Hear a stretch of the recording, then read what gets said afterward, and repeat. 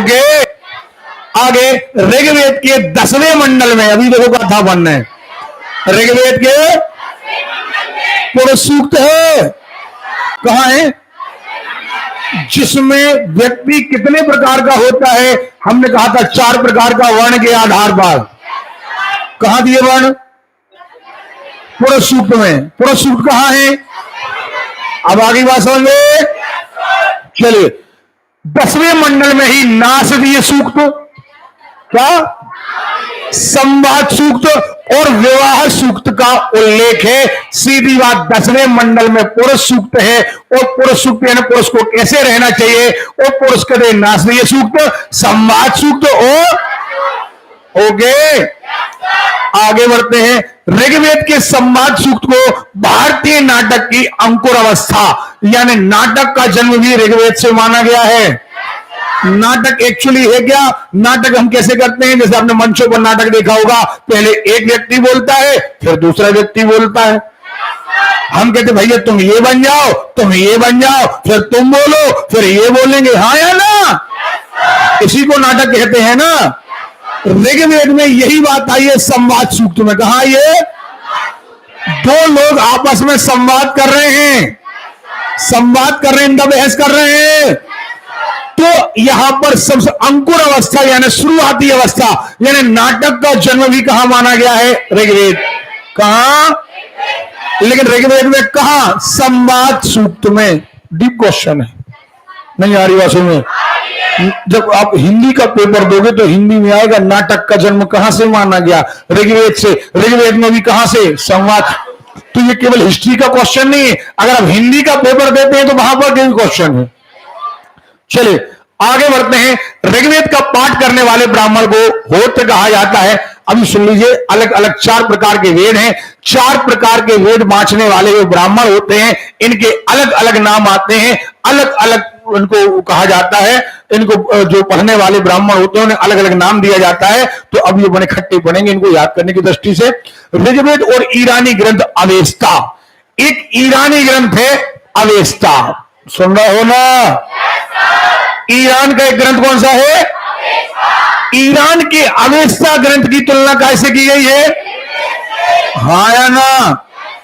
चलिए देखें, आगे बढ़ते हैं, आगे बढ़े ऋग्वेद की नदी सूक्त। अब देखिए जरा नदी सूक्त आया, देखिए ये बात अलग है कि हमने ऋग्वेदिक काल को, आर्य सभ्यता को हमने सप्त सिंधु कहा, बात अलग है कि 7 नदियों के किनारे बसा था। लेकिन ऋग्वेद में 21 नदियों का उल्लेख आया है। कितनी नदियों का, आवाज नहीं आ रही है, 21 नदियों में सबसे ज्यादा बार उल्लेख आया है सिंधु नदी का। किसका, लेकिन सबसे पवित्र नदी मानी गई है सरस्वती। किसे, सरस्वती नदी को सबसे पवित्र नदी माना गया है, जबकि गंगा का उल्लेख मात्र 1 बार आया है, इससे ज्यादा बार जमुना का उल्लेख आया है। समझ में आ रही बात। यहां देखें, सिंधु नदी का सर्वाधिक बार उल्लेख। अगर ऋग्वेद में पूछा जाए सबसे ज्यादा बार किसका नाम लिया गया, याद रखिएगा, ऋग्वेद में एक सूक्त है नदी सूक्त, क्या है, इसमें 21 नदियों का उल्लेख है। कितनी नदियों का, क्लियर है, 21 नदियों में सबसे ज्यादा बार सिंधु नदी का। आर्यों की सबसे पवित्र नदी क्या थी, हाँ या ना, गंगा का मात्रा। अच्छा एक बात, अब पवित्र होने के कारण इसे माते तमा, देवी तमा और नदी तमा, ये टाइपिंग मिस्टेक है, नदी तमनी, नदी तमा, सुन रहे हो। सरस्वती के नाम रखे गए हैं, माते तमा, देवी तमा, नदी तमा, सुन रहे हो। आगे बढ़े, ऋग्वेद के नदी सूक्त में विपाशा, व्यास नदी का उल्लेख नहीं है, जबकि उसी के किनारे ये सभ्यता थी, जबकि व्यास नदी का उल्लेख ऋग्वेद में नहीं है। समझ में आ रही बात। चलिए आगे बढ़ते हैं, ऋग्वेद में गंगा नदी का उल्लेख 1 बार, जबकि यमुना नदी का उल्लेख 3 बार आया है। सबसे ज्यादा बार सिंधु नदी, पवित्र नदी कौन है, सरस्वती, और ऐसी कुल मिलाकर के 21 नदियों का उल्लेख आया है। कुल मिलाकर कितनी? क्लियर है? ऋग्वेद के मंडल अब देखें जरा, प्रथम मंडल, द्वितीय मंडल, ये ऋषि हैं भैया। जिन ऋषियों ने प्रथम मंडल की रचना की, द्वितीय मंडल की रचना भार्गव, हाँ तृतीय मंडल की रचना ये याद रखना है आपको, कौन ने करी है? अब विश्वामित्र। ये इंपॉर्टेंट क्यों हो जाता है? क्योंकि इसमें आता है गायत्री मंत्र। क्या आता है? तो एक प्रश्न तो ये आया कि गायत्री मंत्र कहां से लिया गया? ऋग्वेद से। ऋग्वेद में किस मंडल से? तीसरे मंडल से। तीसरे मंडल की रचना कौन ने करी? विश्वामित्र ने। यानी गायत्री मंत्र की रचना कौन ने करी? विश्वामित्र ने। हाँ या ना? अब प्रश्न ये आता है कि आखिर गायत्री मंत्र किस ईश्वर, किस देवी देवता को समर्पित है? सुन रहे हो? तो उस समय देवता का नाम लिया गया सविता, सावित्री, और ये नाम है सूर्य के। कहे गए? उस समय कहा गया है कि सावित्री को समर्पित है, सविता को समर्पित है, जबकि एक्चुअली उन्हीं का नाम क्या है? सूर्य। तो सूर्य देवता को समर्पित है। समझ में आ रही बात? चलिए चौथा मंडल, दो कृषि संबंधित है। कृषि से संबंधित नियम कहां गए? चलिए षष्ठम मंडल भारद्वाज, सप्तम मंडल वशिष्ठ, अष्टम मंडल नवम मंडल, दसम मंडल देखें जरा क्षुद्र सूक्ति है। ठीक है, चलिए आगे बढ़ते हैं। तृतीय मंडल के रचयिता विश्वामित्र, नहीं बताया? इस मंडल में ही प्रसिद्ध गायत्री मंत्र है। चतुर्थ मंडल में कृषि से संबंधित वर्णन मिलता है। माना जाता है इस मंडल के मंत्रों की रचना से 3 राजाओं जुड़े हुए हैं। नवम मंडल के सभी मंत्र सोम को समर्पित हैं, अतः इसे सोम मंडल भी कहा जाता है। ऋग्वेद में इंद्र का मंडल इंद्र का वर्णन सबसे प्रतापी एवं लोकप्रिय देवता के रूप में किया गया है, और इनके लिए लगभग 250 सूक्त समर्पित हैं। 5वें मंडल में क्या है? वेरी मोस्ट इंपोर्टेंट, क्योंकि दूसरे नंबर के देवता है अग्नि। अग्नि सूक्त कहां है? अरे क्लियर है? नदी सूक्त में किस नदियों का उल्लेख? पूरा सूक्त 10वें मंडल में है। हाँ या ना? पक्का? ठीक है। ऋग्वेद के 3रे मंडल में गायत्री मंत्र, इसकी रचना विश्वामित्र ने। मंत्र सावित्री तथा सूर्य को समर्पित है। इंद्र को युद्ध का देवता, वर्षा, आंधी, तूफान आदि का देवता माना गया है। दसम मंडल सबसे नया है, क्योंकि इस मंडल में पहली बार 4 वर्णों का उल्लेख मिलता है। ऋग्वेद के 10वें मंडल में पुरुष सूक्त है, 4 वर्णों का उल्लेख है, ब्राह्मण, क्षत्रिय, वैश्य, शूद्र।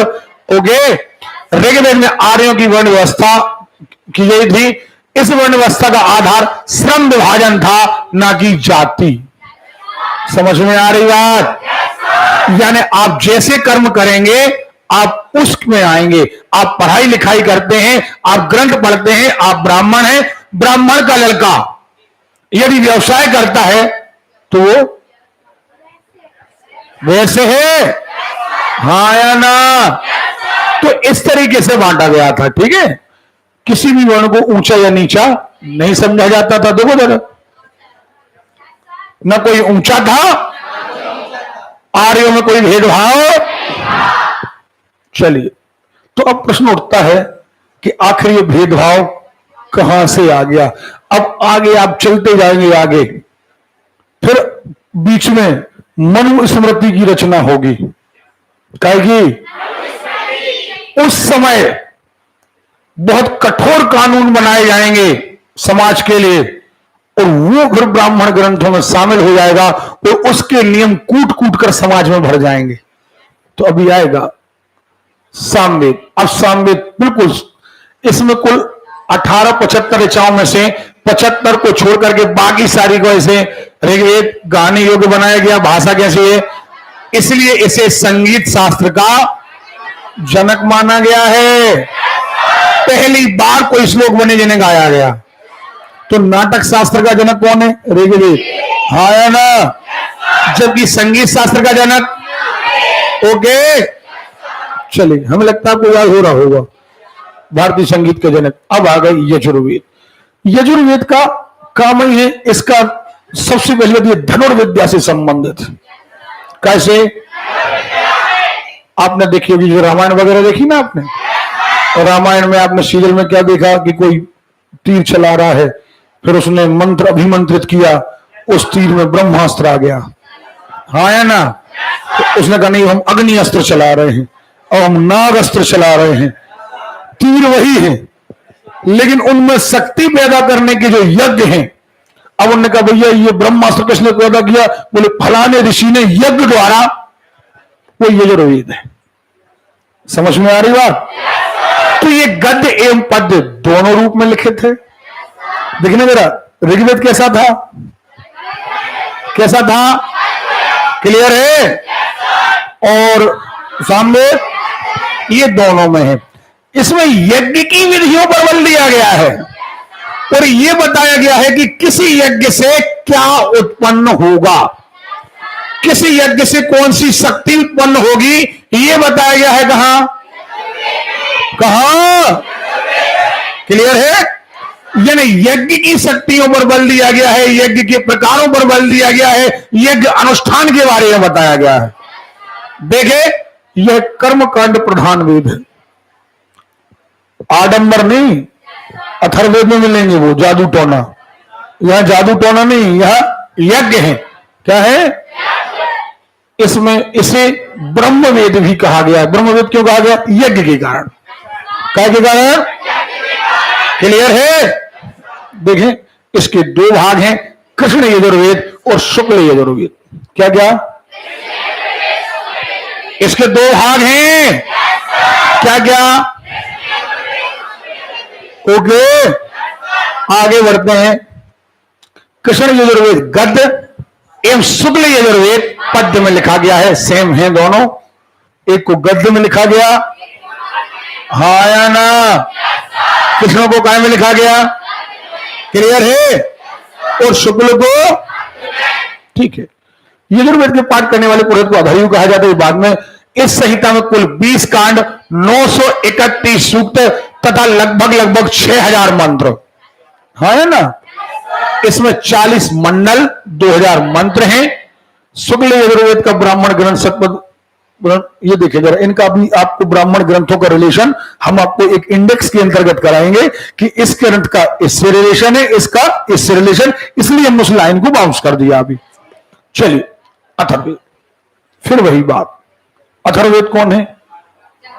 जहां पर यज्ञों का वर्णन तो है, साथ में लौकिक चीजें, जादू टोना, वशीकरण, तुम्हारी दवाई, बीमारी, आपका घर किस दिशा में बना होना चाहिए, वास्तु दोष, हाँ या ना? सारे आडंबर यहीं पर हैं। इसकी रचना अथर्व ऋषि ने की थी और इन्हीं के नाम पर यह कहलाया अथर्ववेद। तंत्र, मंत्र, जादू टोना, सुन रहे हो? अपन कहते इस चीज को सिद्ध करना है, सिद्ध करो, इतनी तपस्या करो, ये सिद्ध हो जाएगा, जिंद सिद्ध हो जाएगा, मसान सिद्ध हो जाएगा, ये जादू टोना सब यहां पर आ जाएगा। इसमें तात्कालीन भारतीय औषधि एवं विधान संबंधी विवरण दिए गए हैं। इसे ब्रह्मवेद भी कहा गया है। देखो जरा, ब्रह्मवेद वहां भी था और यहां भी, सुन रहे हो? यहां ब्रह्मवेद का मतलब इसलिए लिया गया है क्योंकि यहां पर सारी चीजें ली गई हैं। चलिए, वास्तुशास्त्र है, 2 शाखाएं, शौनक एवं पिपलाद। ध्यान रखना, कौन कौन? आवाज नहीं आ रही है? सर्वाधिक उल्लेखनीय विषय आयुर्विज्ञान है। क्यों? क्योंकि एक्चुअली आयुर्विज्ञान आपके जो जितने प्रकार के रोग हैं और उनकी दवाएं हैं, औषधियां हैं, ये कहां दी है? और ये कहां दिया है? अथर्ववेद। कहां दिया है? पहली बार चांदी का उल्लेख अथर्ववेद में हुआ। अथर्ववेद को ब्रह्मवेद श्रेष्ठ वेद भी कहा गया। अथर्ववेद का ब्राह्मण गोपथ है। इसमें याज्ञिक, अभी हम उसको पढ़ाएंगे कौन कौन से हैं। गोपथ ब्राह्मण, ब्राह्मण एक ग्रंथ है। अब यहां पर ब्राह्मण का मतलब ब्राह्मण नहीं, ब्राह्मण ग्रंथ, सुन रहे हो? ग्रंथों का नाम भी ब्राह्मण है। देखें, अथर्ववेद में 20 अध्याय, लगभग 6000 मंत्र हैं, ठीक है। वशीकरण, जादू टोना, भूत प्रेत से संबंधित मंत्र हैं। अथर्ववेद में उपनिषद, मुंडक और मांडुक्य से प्रश्न है। अथर्ववेद में कुरु के राजा परीक्षित का उल्लेख है और परीक्षित को माना गया है मृत्यु लोक का देवता। देखो, तथा अंग क्षेत्र में रोग फैलाने वाली कामना की गई है। अथर्ववेद का उपवेद शिल्प वेद है। अभी हम उपवेद भी आपको पढ़ाएंगे, इन्हें इंडेक्स के फॉर्म में हम पढ़ाएंगे आपको। काशी का प्राचीनतम उल्लेख अथर्ववेद में मिलता है। अथर्ववेद मंत्रों का उच्चारण करने वाले पुरोहित को ब्रह्म कहा गया है। सभा और समिति प्रजापति की। तो प्रजापति कौन है? इन्हें अथर्ववेद में पृथ्वी का, पूरी पृथ्वी का राजा है प्रजापति। पूरी पृथ्वी का राजा।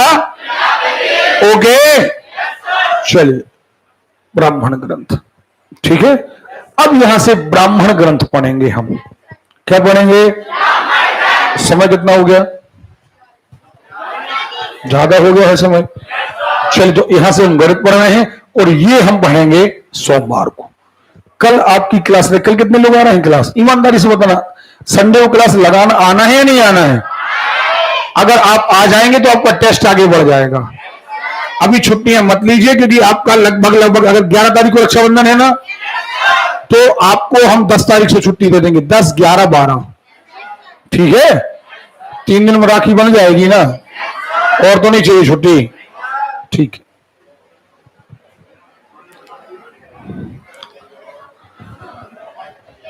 चलो भैया, हल्ला करने का हमने नहीं कहा। हम आपसे अब 2 मिनट के बाद आकर के मिल रहे हैं। जब तक आपका रजिस्टर, पेन वगैरह सब बदल जाना चाहिए। आपकी टेबल पर कैलकुलेशन करने के लिए एकदम युद्ध स्तर पर आप तैयार होना चाहिए। हम पानी पी करके आ रहे हैं। फिर आज हमें पढ़ना है गुणा, है ना?